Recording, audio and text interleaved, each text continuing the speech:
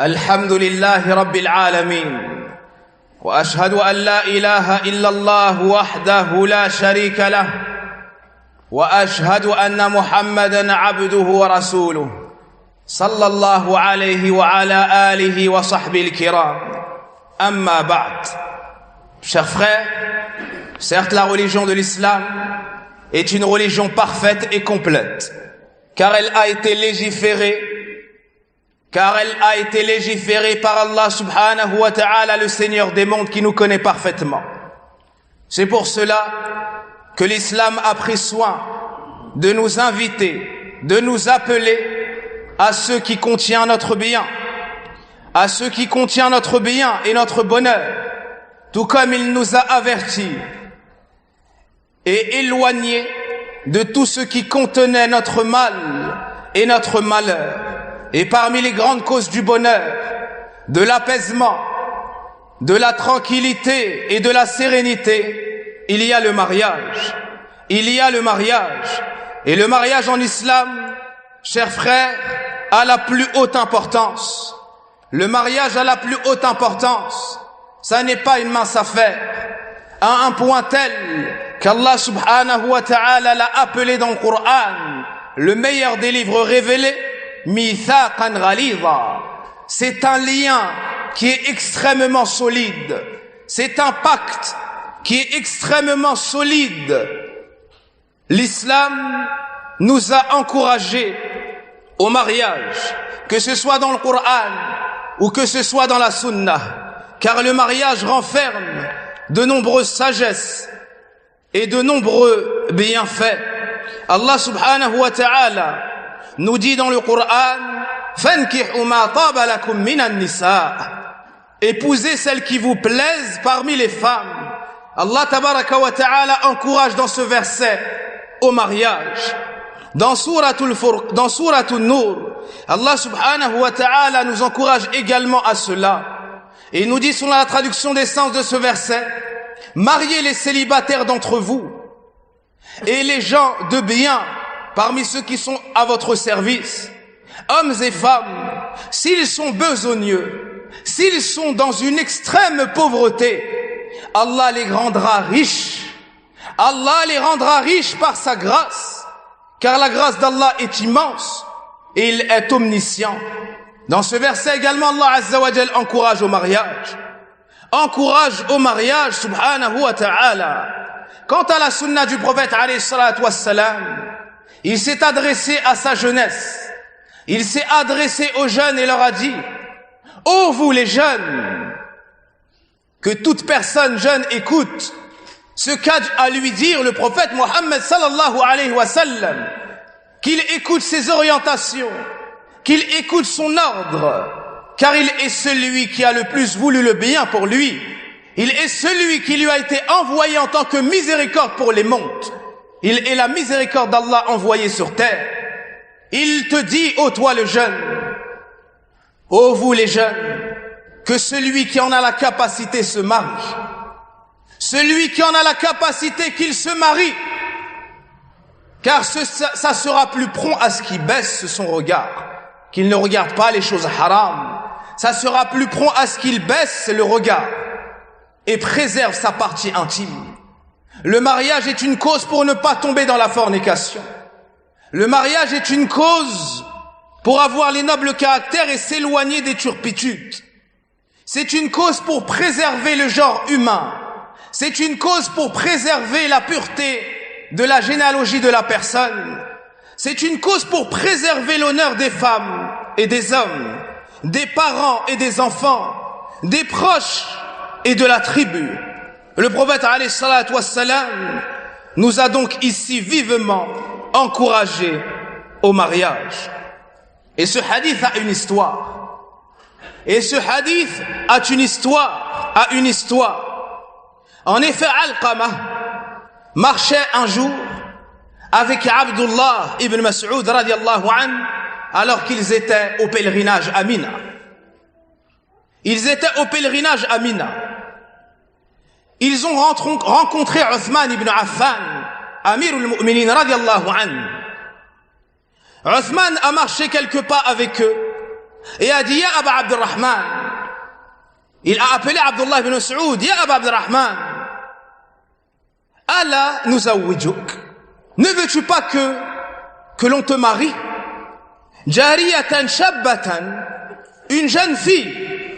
La'allaha tudhakkiruka bi ba'd ma madha. La'allaka ou la'allaha tudhakkiruka ba'd ma madha min zamanik. Afin qu'elle te rappelle un peu de ta jeunesse passée. Alors Abdullah radiyallahu anhu a dit la in qulta dhak laqad qala lana Rasulullah sallallahu alayhi wa sallam ya ma'shar ash-shabab man istata'a minkum al-ba'ata falyatazawwaj. Si tu me rappelles cela, alors certes, un jour le prophète sallallahu alayhi wa sallam nous a dit ô vous les jeunes, celui qui a la capacité qu'il se marie. Ça sera plus prompt à ce qu'il baisse son regard et préserve sa partie intime. Quant à celui qui n'en a pas la capacité, qu'il jeûne. Celui qui n'a pas les moyens financiers, celui qui n'arrive pas à trouver l'appartement, celui qui n'a pas de travail, celui qui a un empêchement quelconque, qu'il jeûne.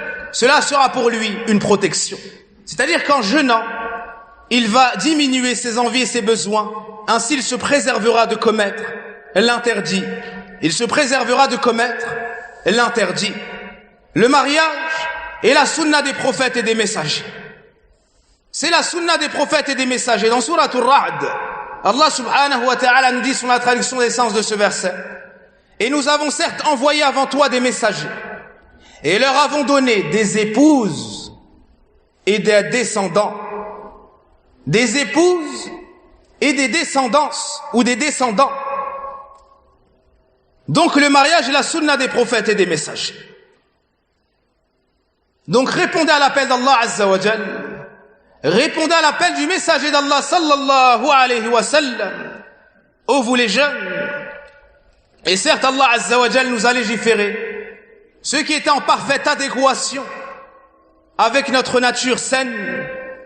Car certes l'homme a besoin de l'épouse.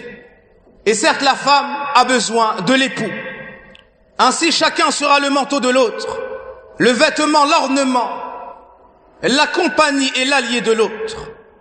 Quant au fait de s'éloigner du mariage ou de le retarder sans cause, ceci ne fait pas partie des valeurs musulmanes. En effet, 3 personnes se sont rendues aux demeures du prophète alayhi salatu wassalam pour questionner au sujet de l'adoration du prophète alayhi salatu wassalam. Ils ont donc demandé à ses épouses comment était le prophète alayhi salatu wassalam. Que fait-il comme adoration? Des suites de leurs réponses, c'est comme s'ils avaient minimisé ces actes. Ils se sont dit mutuellement: où sommes-nous, nous, face au prophète alayhi salatu wassalam, alors qu'Allah lui a effacé ses fautes passées et futures? Le premier a donc dit: quant à moi, je prierai la nuit et je ne dormirai plus. Le second a dit: quant à moi, je jeûnerai tous les jours, et cela à tout jamais, sans jamais rompre. Et le troisième a dit: quant à moi, je m'éloignerai des femmes et je ne me marierai jamais. Je ne me marierai jamais. Lorsque le prophète sallallahu alayhi wa sallam fut informé de leur dire, il les retrouva et leur dit: est-ce vous qui avez dit ceci et cela? Quant à moi, je jure par Allah. Quant à moi, je jure par Allah que je suis celui qui le craint le plus et le plus pieux d'entre vous. Mais je jeûne et je mange. C'est-à-dire je jeûne certains jours et je ne jeûne pas d'autres. Je prie et je dors. C'est-à-dire je prie une partie de la nuit et je dors une autre partie. Et j'épouse les femmes. Donc le mariage est la sunna du prophète alayhi salatu wassalam. Puis il nous dit: celui qui s'éloigne ou qui a de l'aversion envers ma tradition ne fait pas partie des nôtres. Ne fait pas partie des nôtres. Celui qui n'appelle pas au mariage et appelle au célibat ne fait pas partie du prophète alayhi salatu wassalam. Le mariage est un rapprochement d'Allah, une préservation du cœur et du corps. Ça éloigne le serviteur des turpitudes et des mauvaises mœurs. Ça l'éloigne de la fornication et d'autres péchés. Ça l'éloigne de l'humiliation. Ô combien est grande l'humiliation de l'homme qui marche dans la rue et alors qu'il voit une femme dévoilée, exposant ses atours, il se retourne sur elle. alors qu'il est vu d'Allah, d'au-dessus de son trône, d'au-dessus de sept cieux, rien ne lui échappe, alors qu'il est vu des anges qui inscrivent son action humiliante, alors qu'il est vu des serviteurs d'Allah qui le regardent et ont pitié de lui et le méprisent. Alors, comme est humiliante cette image de l'homme qui va sur Internet et qui regarde des femmes dénudées ou toute autre turpitude, puisse Allah Azza wa Jal nous en préserver. Et une des grandes causes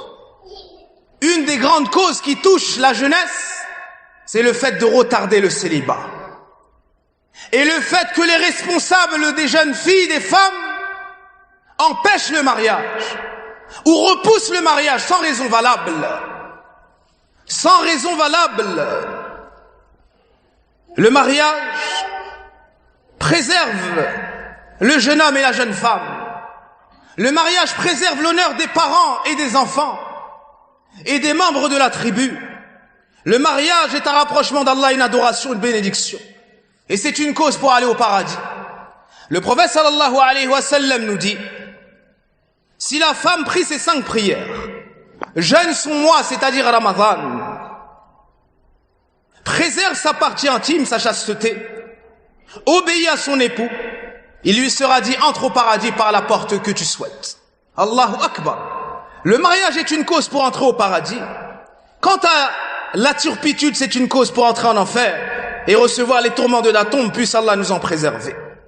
Ibrahim ibn Maysara nous dit, un jour Taous, rahimahullah, m'a dit, alors qu'il était en train de faire le tawaf autour de la Kaaba, assurément tu te marieras.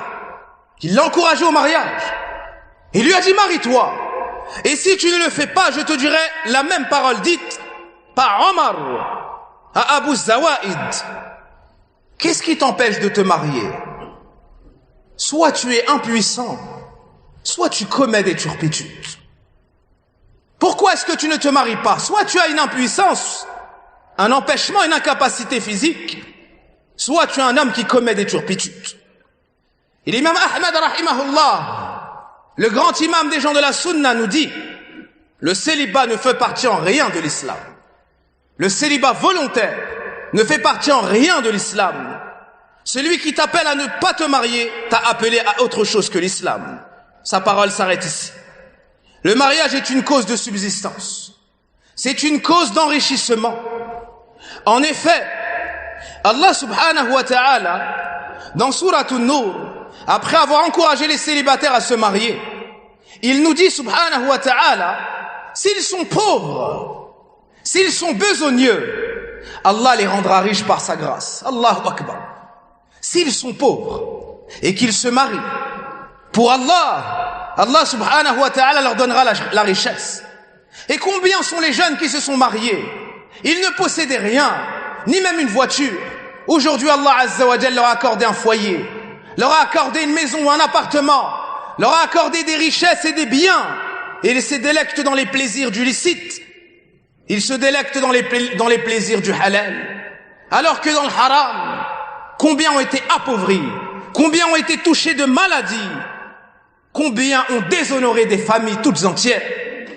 Le mariage est un bien tout entier, tout comme la fornication est un mal entier. Le mariage est donc une cause d'enrichissement. Le prophète alayhi salatu wassalam nous dit, Allah azza wa jalla a pris l'engagement d'aider 3 personnes. D'aider 3 personnes, et parmi les 3, celui qui se marie en recherchant la chasteté. Il se marie parce qu'il a peur de commettre des péchés. Allah azza wa jalla a pris l'engagement de l'aider, de lui donner sa subsistance, de l'aider, de le préserver. Et pour finir, une recommandation aux responsables des femmes. Une recommandation aux jeunes, puis une recommandation aux responsables des femmes. Certains jeunes fréquentent des femmes dans l'illicite, puisse Allah nous en préserve. Ils leur parlent, les fréquentent. Ils les voient et commettent des actes gravissimes. Nous disons à cette jeunesse, craignez Allah azza wa jalla, repentez-vous. Ô toi l'homme, ne crains-tu pas Allah qui te voit lorsque tu vas rejoindre cette femme? Et nous t'adressons la question posée par le prophète alayhi salatu wassalam à cet homme qui est venu le voir et lui a dit au messager d'Allah, Idhan li fi zina, permets-moi de commettre la fornication. Le prophète alayhi salatu wassalam l'a rapproché de lui et il lui a dit, Atardahu li ummik, est-ce que tu agréerais cela pour ta chère mère, pour ta propre mère? Il lui a dit non au messager d'Allah. Est-ce que tu agréerais cela pour la sœur de ta mère, pour ta sœur, pour ta tante, pour ta fille, pour... Et l'homme a dit non au messager d'Allah.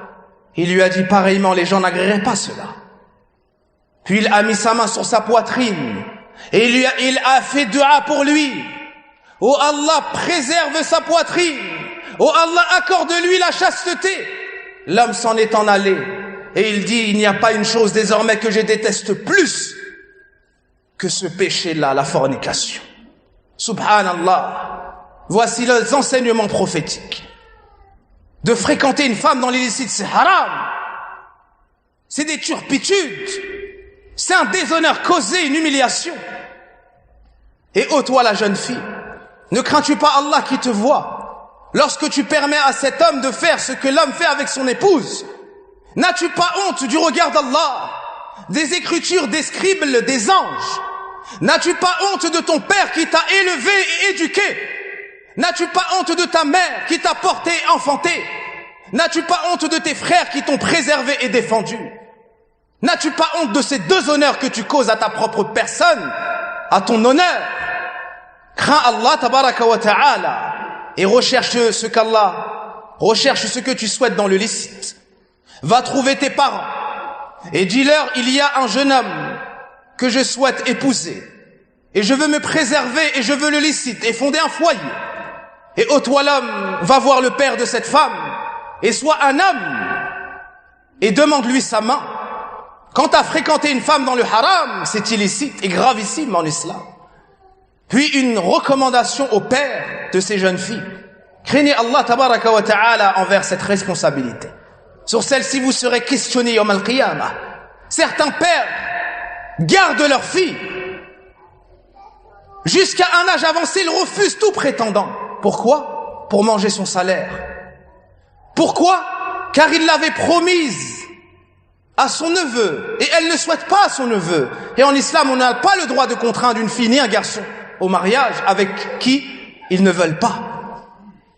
Le prophète alayhi salam te parle, ô toi le responsable de la femme. Si vous vient un homme dont vous agréez la religiosité, il est pieux, il fait la prière, il préserve sa religion et le comportement, alors mariez-le. Ne refusez pas le mariage. Mariez-le. Car certes, si vous ne le faites pas, ça sera une cause de désordre sur la terre. Ça sera une cause de désordre sur la terre et de grands troubles. Craignez donc Allah Azza wa Jal envers ces jeunes filles qui recherchent le mariage. Craignez Allah Azza wa Jal envers ces jeunes hommes qui recherchent le mariage. Car les empêcher et retarder abusément, de manière abusive le mariage, fait tomber une partie de la jeunesse dans la fornication et d'autres péchés. هذا والله أعلم وصل اللهم وبارك على نبينا محمد وعلى آله وصحبه أجمعين. اللهم ربنا آتنا في الدنيا حسنة وفي الآخرة حسنة وقنا عذاب النار. اللهم إنا نسألك الهدى والتقى والعفاف والغنى يا حي يا قيوم برحمتك نستغيث أصلح شأننا كله ولا تكلنا إلى أنفسنا طرفة عين. اللهم زوج العزاب، اللهم يسر لهم المهر، اللهم يسر لهم السكنة، اللهم يسر لهم الزواج. اللهم أعنا على ذكرك وشكرك وحسن عبادتك. اللهم اشف مرضانا مرضى المسلمين. اللهم اشف مرضانا مرضى المسلمين.